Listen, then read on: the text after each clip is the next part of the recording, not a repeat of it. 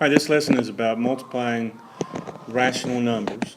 A couple of things we want to remember before we start is that positive times positive is equal to positive, and negative times negative is equal to positive, and negative times positive is equal to negative, and positive times negative is equal to negative. So whenever you have one negative sign, the answer is going to be negative. Whenever you have two positive signs, two negative signs, the answer is going to be positive. Okay, so we've got negative 3.2 times negative 4.1. Something that we know immediately is that we have a negative here and a negative here. So when we have two negatives, that means the answer is going to be positive. So we know that in advance. Now next, when we're multiplying decimals, we have to line the decimals up. 4.1 times 3.2. We go 2 times 1 gives us 2. 2 times 4 gives us 8. 3 times 1 gives us 3, and 3 times 4 gives us 12. It gives us 2, 8 and 3 make 11, carry the 1. 1 and 2 make 3, and bring down the 1. And because we have one spot here and one spot here, that means we're going to have two decimal places in our answer. Therefore, our decimal is going to go here, 13.12. And remember, because we had two negative signs in our answer is going to be positive, so our answer is 13.12. Okay, so this time we've got mixed numbers that we're multiplying instead of decimals. But the same rules apply for determining the outcome with a sign.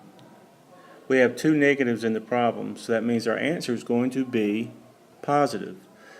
Now let's begin our problem. What we first have to do is change everything into mixed numbers.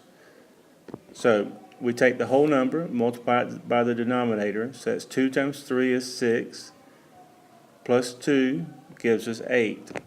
So this will be 8 over 3, and it's negative, times, and over here it will be 2 times 4 gives us 8, plus 1 makes 9, so that will be negative 9 over 4. And you know that when we're multiplying fractions, we multiply numerator times numerator and denominator times denominator. So that will be 8 times 9 gives us 72. And 3 times 4 gives us 12. And remember, our answer is positive because we had two negatives in the problem. And then we have to reduce this. Now, if you know that both of these are even numbers, so you would could do it that way by dividing by 2 each time until you got it down to simplest terms. But both of them are also divisible by 12. So 72 divided by 12 is 6, and 12 divided by 12 is 1, and that gives us an answer of 6. Now let's try it in a different way. We've got negative 8 over 3. And negative 9 over 4. Now this will come in handy later on whenever the fractions are more complicated. You can cross divide or divide from numerator to denominator to simplify things. So when we look at this, we've got a 3 here and a 9 here. What are both 3 and 9 divisible by? Correct, they're both divisible by 3. So we'll say 3 goes into 3 one time, 3 goes into 9 3 times.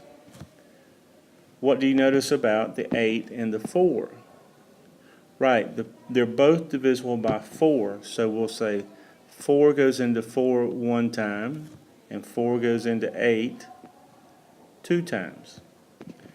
Now we've got our fraction in simplest form already, and we need to just multiply the numerator times the numerator. 2 times 3 gives us 6, and 1 times 1 gives us 1, and that gives us an answer of 6. And once again, it's positive because we had two negatives in the problem.